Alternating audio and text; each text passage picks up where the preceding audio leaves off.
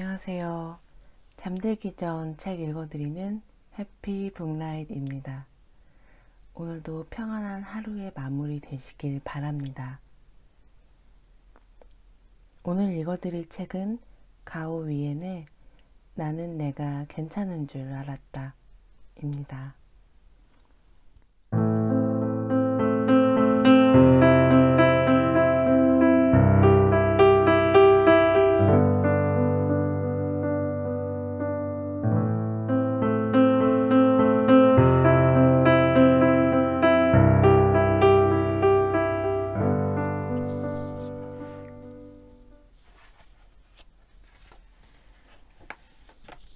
1강. 나는 정말 괜찮은 걸까? 다른 사람들은 아무렇지 않게 잘 살고 있는 것 같은데 나만 휘청이고 불안하게 느껴질 때가 있다. 나는 왜 이렇게 불안한 걸까? 아니다. 질문이 틀렸다. 나는 무엇 때문에 불안한 걸까? 잠시 마음을 멈추고 무엇이 나의 잠재의식 속에서 스트레스를 일으키고 있는지부터 알아야 한다. 그래야 흔들리지 않을 수 있다. 당신의 오늘은 안녕했나요? 사회가 빠르게 변화하면서 사람들의 삶 속에 불안이 번지고 있다. 지금처럼 불안한 시대가 또 있을까 싶을 정도다. 현대화의 결과물인 불안은 어느새 우리의 삶에 주어진 과제가 되었다. 누군가는 이러한 사회적인 불안을 정부 탓으로 돌리지만 우리는 집단 심리에서 그 원인을 찾고자 한다. 현대화는 사회의 역사상 유례없는 변화를 가져왔는데 그 필연적인 산물이 바로 강력한 집단 불안이다. 불안은 사회 각 계층을 고루 파고들었다. 부자든 중산층이든 아니면 한 푼도 없는 가난뱅이이든 누구에게나 불안의 그림자가 따라다닌다. 그렇다면 불안은 마치 불치병 같은 것일까? 그렇다. 하지만 절망하기에 앞서 불안이 무엇인지부터 곰곰이 생각해 볼 필요가 있다. 지금부터 우리는 불안이라는 감정의 가장 밑바닥에 들어가 그 본질을 찾아낼 것이다. 중요한 건 그 다음이다. 작가 밀란 쿤데라는 그의 소설 정체성에서 우리가 피할 수 있을 거라 생각하지 마. 우리의 걸음걸음이 결말을 결정할 테니까. 우리는 우리가 선택한 종점을 향해 나아가고 있는 거야 라고 말한다. 맞는 말이다. 이것이 바로 필자가 추천하는 불안에 대처하는 자세다. 절대 도망치지 마라. 불안을 마주하기 두렵다고 이 책을 덮지 마라. 정신을 똑바로 차리고 한 걸음씩 나아가 용감하게 내면을 직시하라. 마음의 병과 감정의 응어리를 모조리 빛 가운데로 꺼내 놓아야만 오늘을 바꾸고 내일의 삶을 결정할 수 있다.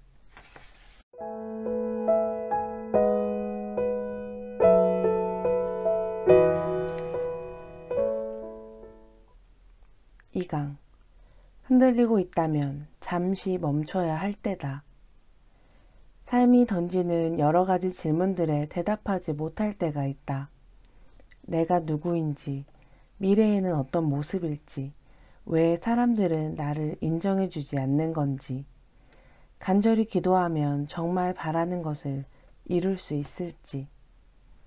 불안한 마음에 사람들은 막연한 것들에 기대 오늘을 버텨낸다. 방향을 잃은 발걸음을 잠시 멈추고 마음의 밑바닥을 가만히 들여다보자. 차마 입 밖으로 나오지 못했던 대답들이 그곳에 있다.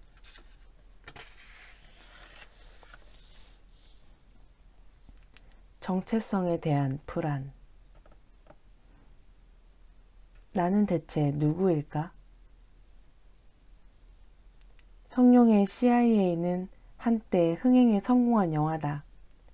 영화에서 성룡은 기억을 잃은 남자로 자신이 누구인지 알기 위해 막대한 대가를 치른다. 오늘날 사람들도 그와 비슷한 문제를 안고 있다. 정체성에 대한 불안, 역할 정의에 대한 막막함이 사람들을 고민에 빠뜨리는 것이다. 사회가 빠르게 변화함에 따라 사람들의 행동이나 생활 방식 역시 그에 맞게 바뀌었다. 이에 모든 것에 대한 재평가와 판단이 요구되었지만 많은 사람들은 아직 심리적인 준비가 되어 있지 않다. 그들은 아직 귀속감이 부족한 한편 욕망은 계속해서 팽창하고 있어 강한 정체성 불안에 직면하게 되었다. 정체성 불안은 전에 없던 심각한 문제로 아직 이를 뚜렷이 느끼지 못하는 사람들도 있지만 이미 심각한 사회현상으로 자리 잡고 있다. 새로운 자아관을 수립하려면 어떻게 해야 될까? 모든 사람이 이런 생각을 하는 것은 아니지만 우리가 풀어야 하는 과제임엔 틀림없다. 정체성 불안을 해결하기 위해서는 건강하고 시대와 함께 발전하는 자아관이 있어야 한다. 미국 위스콘신 주립대학 심리학과의 하워드 교수는 이렇게 말한다. 역할과 외부 환경의 변화는 사람에게 엄청난 스트레스를 줍니다. 긴장할 수밖에 없고 가끔 불안함을 느끼기도 하죠. 하지만 사실 그리 큰일이 아니지만 이런 불안 증상이 개인이 감당할 수 없을 정도로 심각해지고 지속시간이 길어지면 문제가 됩니다. 예를 들어 어떤 사람은 다른 사람이 긴장하지 않는 상황이나 장소에서 갑작스럽게 강렬한 공포를 느끼고 비정상적인 감정 반응을 보이는데 이것이 바로 불안장애의 증상입니다. 이는 자아 정체성을 잃은 것과 관계가 있죠.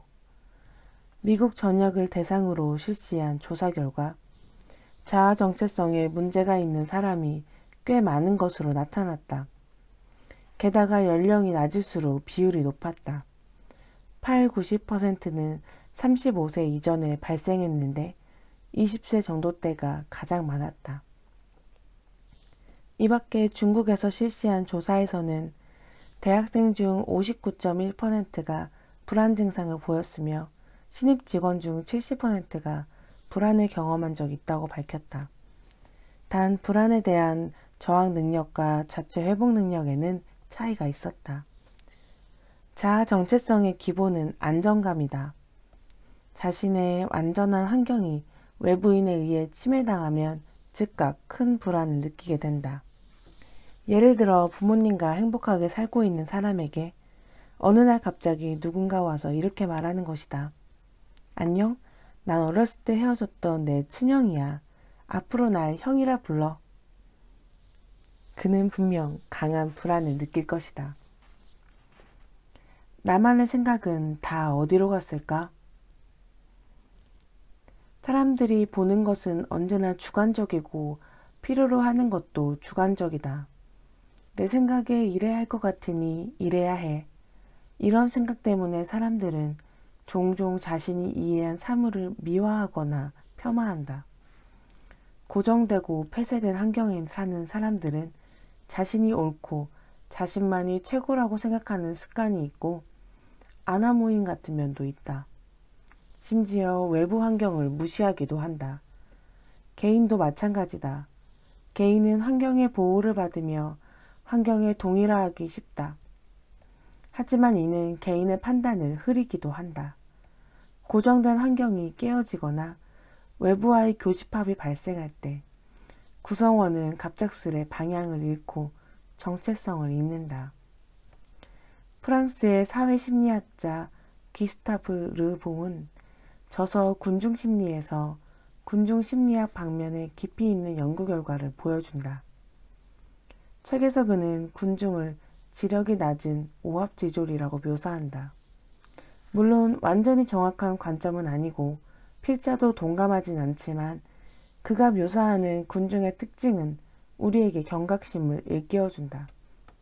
그것이 바로 불안을 일으키는 일부 원인에 해당하기 때문이다.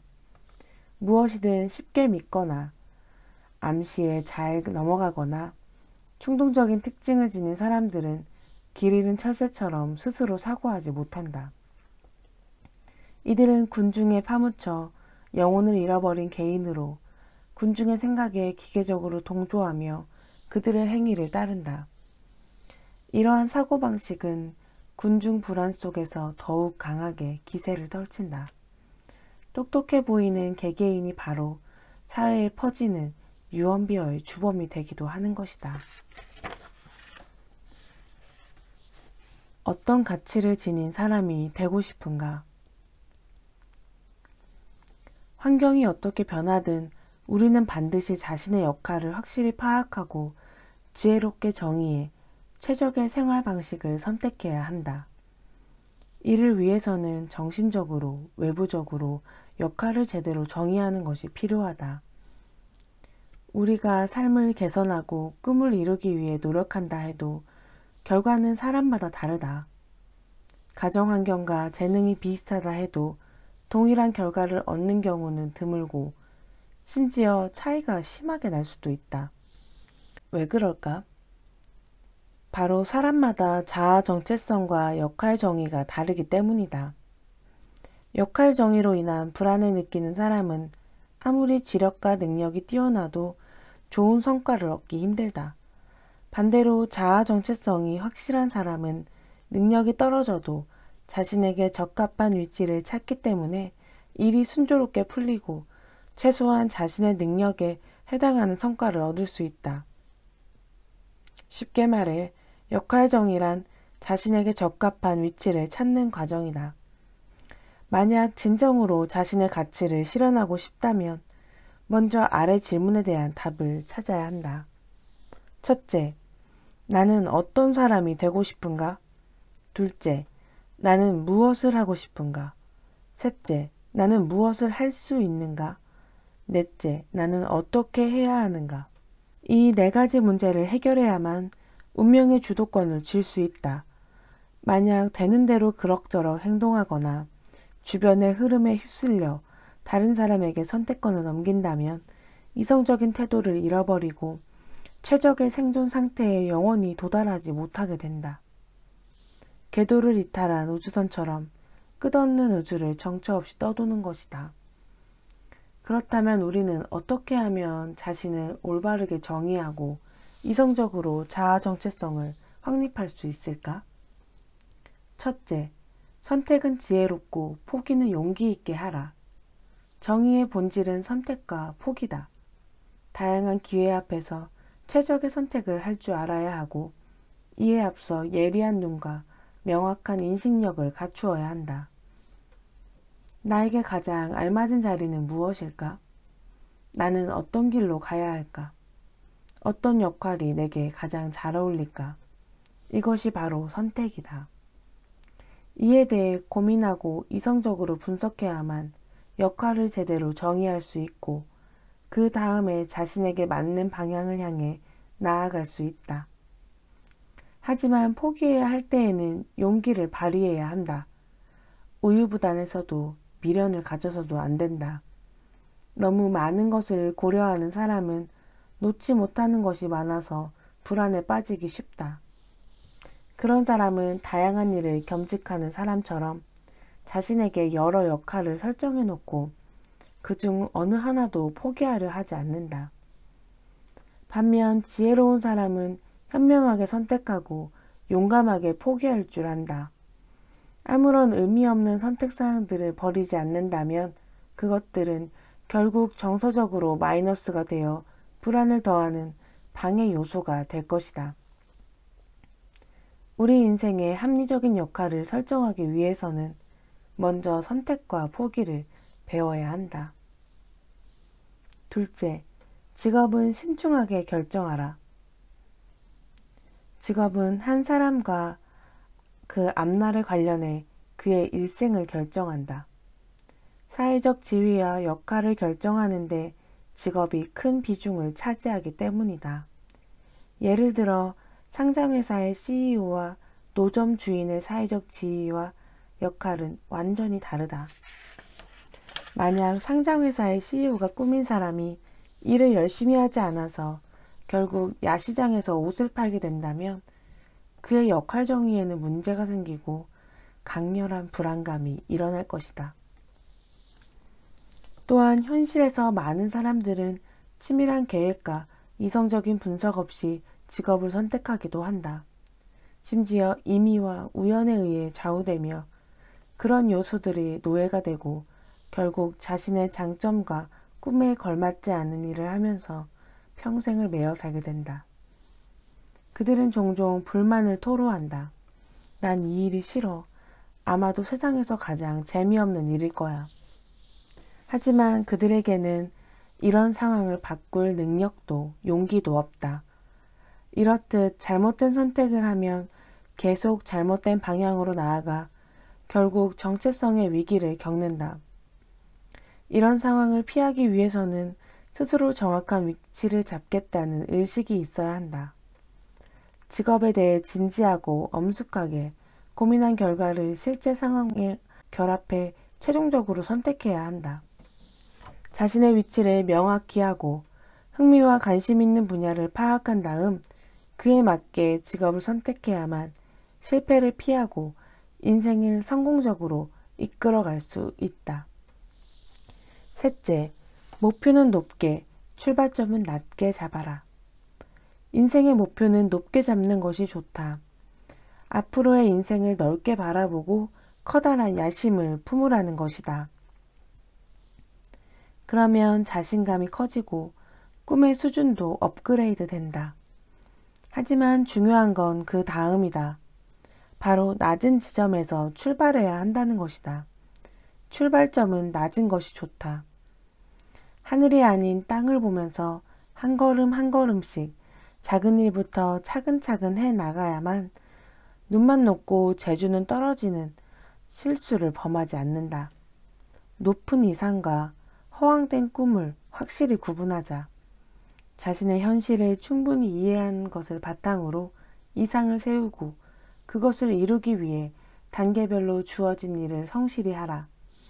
그러면 삶은 더욱 풍성해질 것이다. 눈앞의 성공에만 급급해 조급하게 굴지만 않는다면 자아를 잃지도 방향을 잃을 일도 없을 것이며 불안도 피할 수 있다. 넷째, 나에 대해 잘못된 정의를 내리지 마라. 마지막으로 이것은 가장 중요한 부분이다. 역할과 직업에 대한 정의가 잘못되면 시작부터 방향을 잘못 잡은 것이므로 아무리 노력해도 헛수고가 될 수 있다. 필자를 찾아온 한 사람은 얼마나 돈을 많이 벌 수 있는지, 얼마나 높은 지위에 오를 수 있는지를 기준으로 직업과 역할을 정의하고 열심히 노력했다고 한다. 하지만 그렇게 동분서주하다 보니 금세 지쳐버렸고 돈과 권력 투쟁 앞에서 이해득실만 따지는 자신을 발견했다고 한다. 목표를 이루기도 전에 그는 너무 많은 것을 잃어버리고 조급해하고 이익만 따지는 성격으로 변했다. 이것이야말로 불안의 가장 큰 원인이다. 직업을 잘 선택하는 것은 행복한 삶의 전제 조건이지만 인생의 전부는 아니다. 먼저 자기의 생활 목표를 정확하게 분석한 다음 진지하고도 장기적인 계획을 세워야 한다.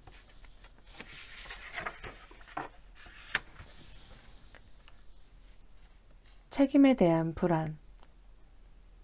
실수를 하면 어떻게 될까? 많은 사람들이 잘못된 결과를 책임지는 것을 두려워한다.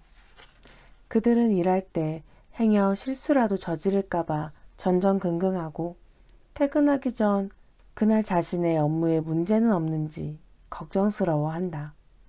몇 년 전 필자는 일을 매우 중요하게 여기는 사람을 직원으로 고용한 적이 있다.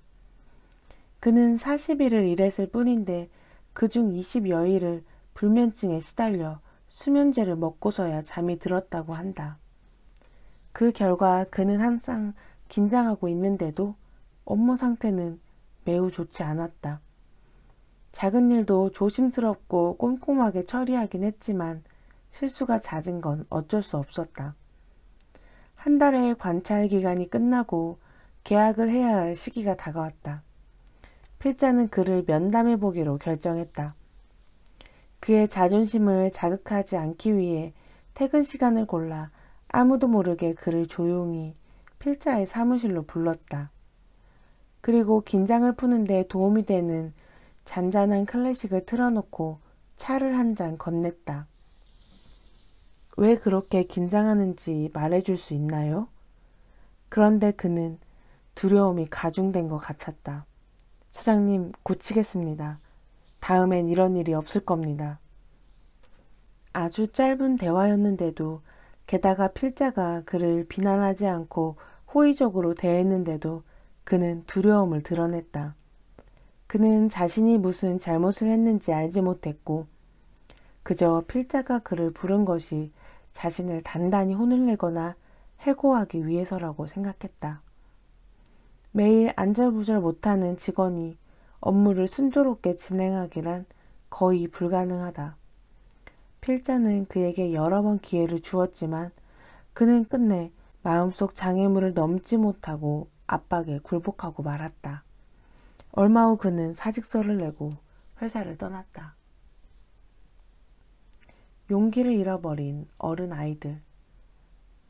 불확실함은 불안을 일으키는 주요 원인이다. 사람들은 불확실한 리스크를 두려워한다. 일단 자신이 컨트롤할 수 있는 범위를 벗어나거나 충분한 안전계수가 확보되지 않으면 불안에 빠지기 쉽다.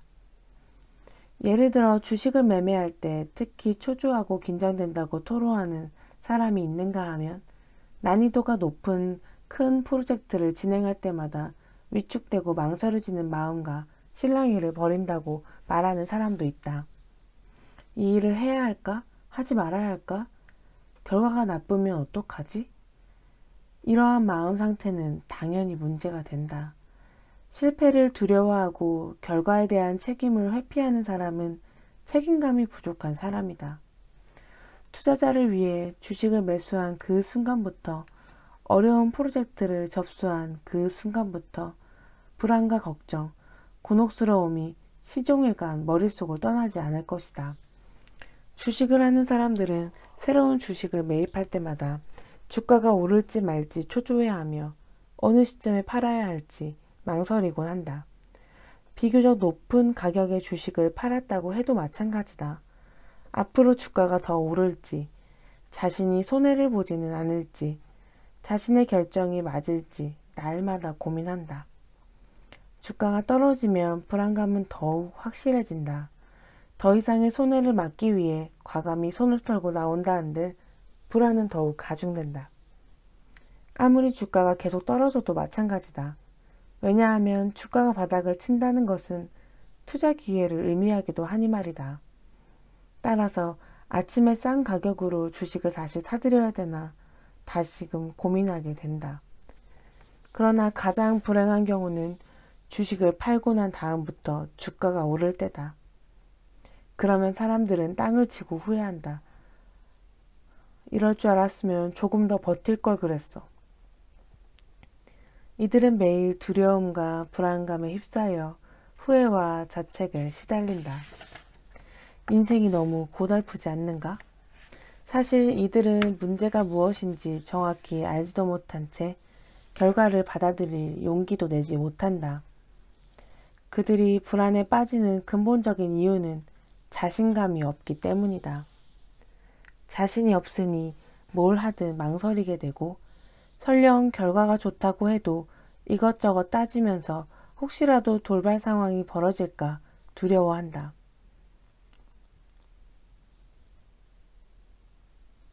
실패를 능숙하게 다룰 줄 알아야 한다. A군은 필자에게 자신의 경험을 털어놓았다. 한때 걱정거리가 많았던 시기가 있었어요. 사업은 순조롭지 않고 지난달 실적은 엉망이고 가족들과도 종종 말다툼이 벌어져서 집에 돌아가서도 따스함을 느끼지 못했죠. 나쁜 일이 연타로 닥치면서 좌절하고 말았습니다. 그는 앞으로 남은 인생을 어떻게 살아가야 할지 자책하고 괴로워했다. 불안이 발생하는 전형적인 과정이다. 성과에 과도하게 신경 쓰다 보면 예민해져서 성공하지 못할까봐 걱정하게 되고 다른 사람이 자신을 비웃고 무시하며 가족으로부터 질책을 받는 등 실패 후의 부정적인 상황을 연상하게 된다. 그렇다면 해결 방법은 없을까? 첫 번째 방법은 실수를 처리하는 것이다. 우선 자신에 대한 너무 많은 부정적인 암시를 걸지 말고 긍정적인 말이나 생각을 떠올리자. 예를 들어 올해는 정말 운이 없어. 난 뭘 하든 안 돼. 차라리 신입 직원이 더 낫겠어. 같은 생각을 이렇게 바꿔보자. 최근 잘 안 풀리는 일도 있었지만 인생이란 원래 그런 거야. 운이 나쁠 때도 있는 거잖아. 지금은 잠깐 힘든 것 뿐이니 신경 쓸 필요 없어. 그 다음은 근심을 원수처럼 여기지 말고 함께 지내는 법을 배우자. 실수의 존재는 인정하되 실수가 자꾸 반복되지 않도록 주의한다. 이런 태도를 지녀야만 심각한 실수를 피할 수 있고 조그만 실수에 연연하지 않을 수 있다. 자신에게 이렇게 말해보자. 인생에 기쁨이 있으면 슬픔도 있는 법. 모든 일이 순조로울 수는 없어. 나는 그저 똑같은 실수를 하지 않으면 되는 거야. 마지막으로 자신에게 슬픔을 해소할 시간을 주자. 1시간이든 더 짧은 시간이든 상관없다. 감정을 억누르기만 하면 오히려 스프링 효과가 발생해 감정을 통제하기가 더욱 어려워진다. 이때 아무도 방해할 수 없는 개인적인 공간에서 조용히 시간을 보낸다면 억눌린 감정이 서서히 풀어지면서 정상적인 상태로 돌아올 수 있다. 해 뜨기 전 하늘이 가장 어두워 보이는 이유는 많은 사람들이 해가 뜰 때까지 기다리지 못해 심리적으로 가장 절망한 상태이기 때문이다. 기회가 올 때까지 조용히 실력을 키우자. 절망하고 원망하기보다는 이제까지의 경험을 종합해 문제점을 파악하고 실력을 키우면 좌절도 성공으로 바꿀 수 있다. 두 번째 방법은 목표를 적당히 잡는 것이다. 자신의 상황을 이성적으로 파악해 어느 부분이 부족한지 직시해야 한다. 최소한 자신의 능력이 상상하는 것만큼 높지 않으며 완벽하지 않다는 것을 알아야 한다. 너무 많은 일을 맡으면 스트레스가 많아진다. 세 번째 방법은 업무 시간을 효율적으로 나누는 것이다.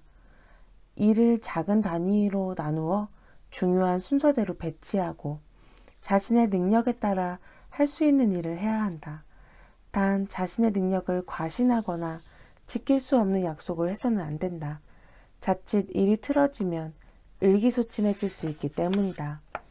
네 번째 방법은 다양한 사람들과 교류하며 인맥을 만드는 것이다.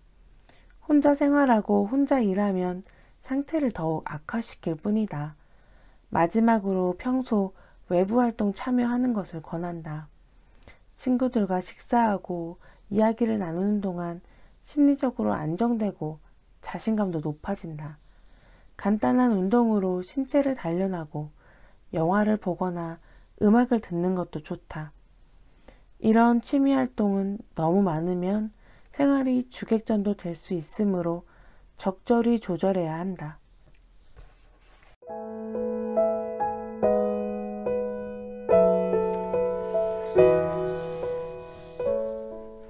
9강 불안과 마주할 용기가 필요하다.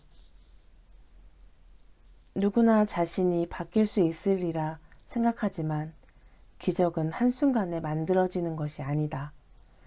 당당히 불안과 마주하고 자신이 시도할 수 있는 방법을 찾을 때 긍정적인 에너지로 가득 찬 나를 발견할 수 있을 것이다.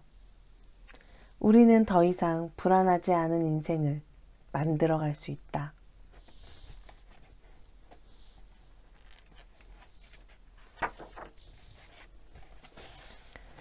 불안을 몰아내는 감정 컨트롤 3단계.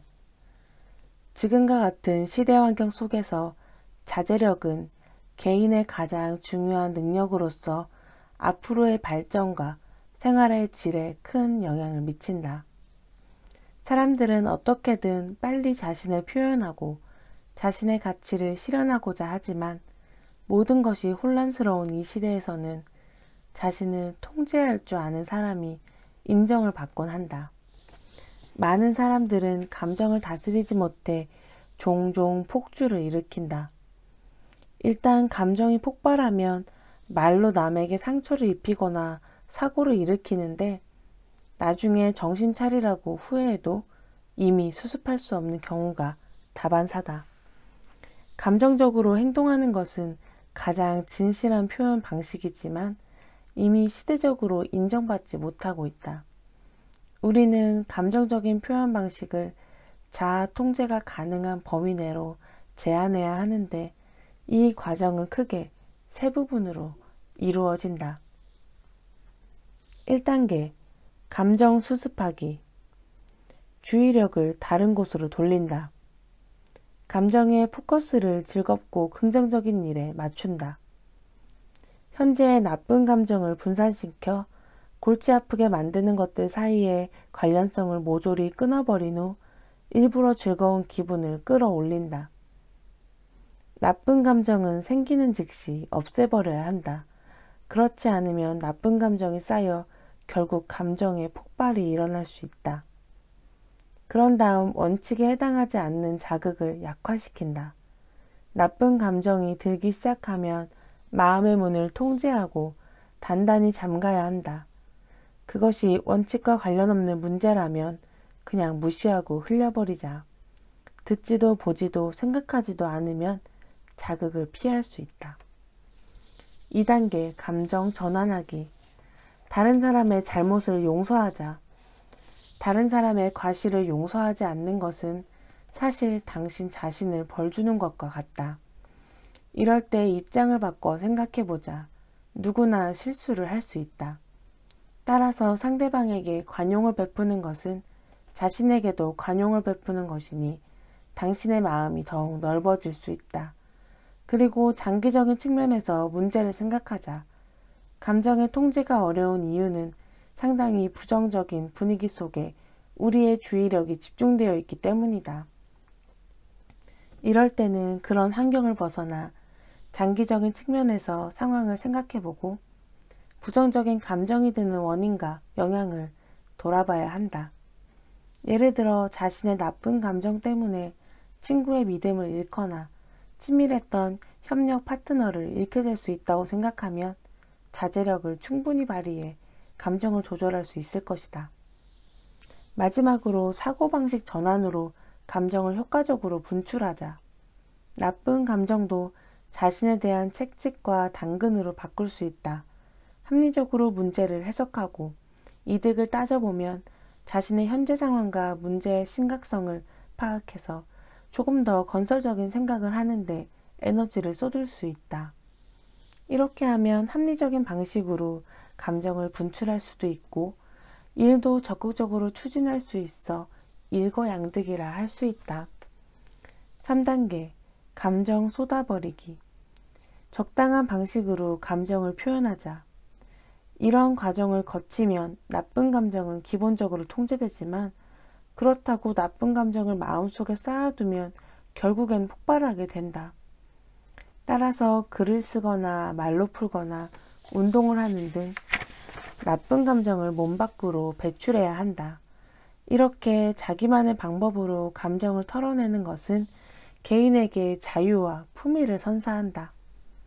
자기 암시의 방법도 있다.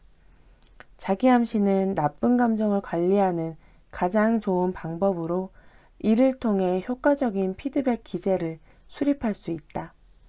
나쁜 감정이 생기면 화내지 마. 다른 사람을 다치게 할 거야. 저 사람도 이유가 있었을 거야. 날 위해서 그런 걸 거야. 다른 방법으로 문제를 좋게 해결해야 해. 같은 반응 기제가 작동할 수 있다. 내면에서 이러한 목소리가 들린다면 감정 컨트롤 능력은 새로운 단계로 업그레이드 될 것이다. 서로에게 퇴로를 남겨주는 것이 좋다. 많은 경우 우리는 상황을 명확하게 인식하고 냉정하게 문제를 처리할 필요가 있다는 걸 알지만 빠져나올 방법이 없어 서로 체면만 따지다가 갈등이 심화되곤 한다. 끝나야 할 전쟁이 다시금 격화되는 것이다. 따라서 빠져나갈 기회를 잡는 법에 능숙해야 한다. 상대방 앞에서 언제나 정신을 차리고 있어야지 나중에 가서야 당시의 잘못된 결정을 후회해서는 안 된다. 위에서 살펴본 감정의 수습, 전환, 배출을 통해 나쁜 감정을 기본적으로 해결할 수 있다. 이 과정에서 쌍방은 문제를 냉정하게 바라볼 수 있을 것이다. 문제 해결을 적극적으로 임한다면 분명 좋은 기회가 있으리라 믿는다. 단, 아래 4가지를 주의하자. 첫째, 입장을 바꿔 생각하자. 집요하거나 편집증적인 사람에게는 이치가 통하지 않기 때문에 갈등이 심각하게 번질 수밖에 없다. 따라서 자신이 얼마나 억울한지만 생각하지 말고 먼저 상대방이 왜 그렇게 행동하는지를 생각해보자. 만약 상대방이 당신에게 주의를 주거나 경고를 하기 위해서였다면 화낼 필요가 뭐 있겠는가?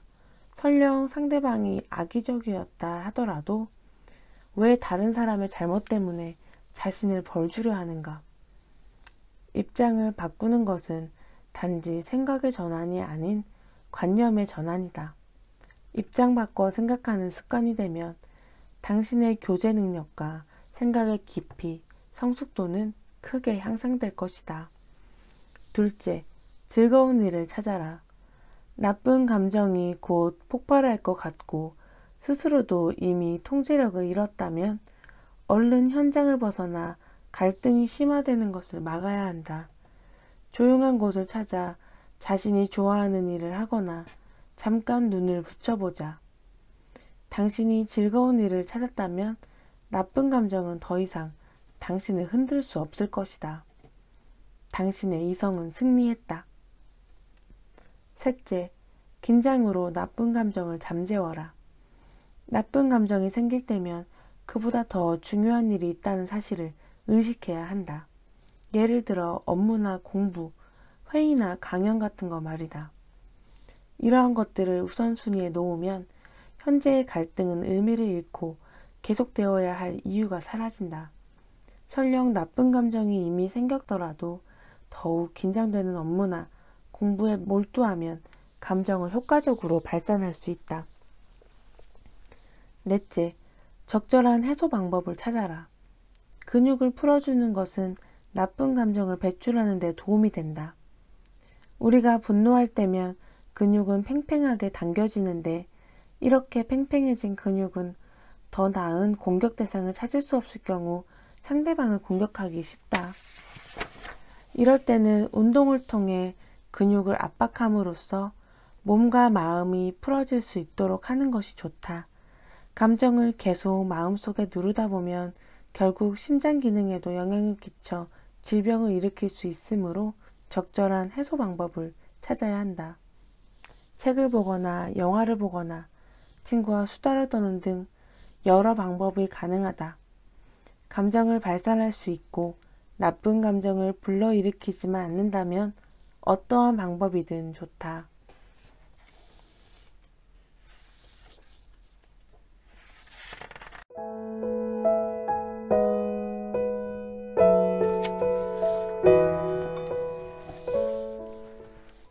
에필로그. 이리저리 흔들리는 돛담배처럼 살 것인가? 깊게 뿌리 박은 나무처럼 살 것인가? 사람들은 종종 감정에 휘둘리면서도 자신이 왜 그러는지 설명하지 못한다. 설령 그런 감정이 왜 생겼는지 알고 있다 해도 감정의 주체가 되는 법을 알지 못한다. 그러다 보니 끝이 보이지 않는 불안 속에 헤매는 사람들이 점점 많아지고 있다. 그들은 당혹스러움에 몸부림치며 출구를 찾아 방황하지만 매번 갈팡질팡하며 좌절하고 만다. 전 왜 그러는 걸까요? 제게 무슨 문제가 있는 걸까요? 누가 저 좀 도와주세요. 수많은 사람들이 이렇게 도움을 요청한다. 하지만 개 중에는 자기 스스로 노력하지 않는 사람들도 있어 필자가 어떻게 불안을 극복하라고 설명해야 할지 난감할 때가 있다. 불안을 극복하기 위해서는 내면의 성장이 필요하다. 단순히 클리닉 참여로 해결되는 문제가 아닌 것이다. 우리가 어린이에서 어른으로 자라는 과정은 곧 내면의 자유를 얻고 자기관리를 배우는 과정이다. 일부 사람들이 느끼는 불행은 보통 내면의 불안 때문인 경우가 많다. 불안을 통제하고 건강한 마음 상태를 유지해야만 성숙해지고 강인해질 수 있다. 그리고 이 모든 것은 우리의 마음 수련에 달렸다. 불안은 마음과 관련 있다. 마음 상태가 바뀌어야 행위가 완전히 바뀌고 우리의 감정도 비로소 불안에서 해방되어 건강함을 유지할 수 있게 된다. 졸업을 앞둔 대학생들 중에는 자신의 진로 계획을 아예 세우지 않은 학생들도 있다. 그들은 자신이 무엇을 할 수 있는지 알지 못한다. 자신이 전공은 그 어떤 직무에도 맞지 않는 것 같고 내세울 수 있는 건 학위증 뿐이다. 이들은 목표가 없다 보니 막막함을 느낀다. 일부는 비참한 미래를 상상하며 사회에 나가기도 전에 투지를 잃고 만다. 제가 뭘 할 수 있을지 모르겠어요. 전 아무짝에도 쓸모없어요. 앞으로 살아갈 일만 생각하면 눈앞이 캄캄해요. 두려워서 밤에 잠도 오지 않아요. 이 밖에 불안에 자주 빠지는 집단은 젊은 화이트 칼라다. 그들은 과도한 업무에 시달리면서 직장과 가정으로부터의 압박도 견뎌내야 하기 때문이다. 곧 인사이동이 있을 텐데 이번에도 실적이 나쁘면 쫓겨날 거예요. 이번 달에도 신용카드 한도를 초과했어요. 집 대출금은 이제 어떻게 갚아야 할까요? 우리 애가 요즘 나 몰래 무슨 심각한 일을 꾸미는 것 같은데 어쩌죠? 그들은 내면의 거대한 소용돌이에 빠져 히스테리를 부린다. 특히 중산 계급의 경우 어느 날 갑자기 자신이 위기감이 팽배한 세상에 살고 있다는 사실을 발견하게 될 것이다. 젊고 유능한 신입 직원들이 계속해서 밀려들어와 내 자리를 위협하고 늘어가는 가계 지출과 주택 대출금 상환 때문에 여가를 즐길 여유도 없다. 게다가 배우자는 뭐가 불만인지 갈수록 말수가 줄어 결혼 생활도 위태롭기만 하다. 이 모든 문제가 삽시간에 터져나온다. 미지와 두려움은 언제나 사람을 불안하게 한다. 우리는 돈을 잃을까봐, 사랑하는 사람이 떠날까봐, 사업이 실패할까봐, 자녀가 삐뚤어질까봐 걱정과 두려움에 시달린다. 하지만 이 모든 건 마음가짐의 문제이지 실제로 그렇게 두려워할 만한 상황은 아니다. 마음의 에너지는 목표와 현실의 차이에서 발생한다.